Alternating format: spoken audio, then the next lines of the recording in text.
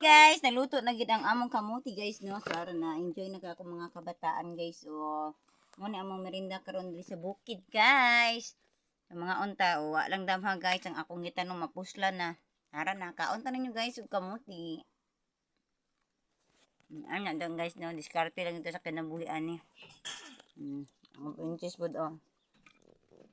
Kaon ta ninyo guys, kamuti. Kamuti kayo dyan. Mokel. Ha?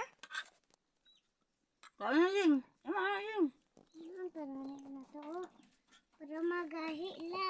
Pero luto. Discard lang ito sa kanabuhi guys, no? Ma! Eh, kung lahat ay diskarte guys, Ma! dito mabuhi.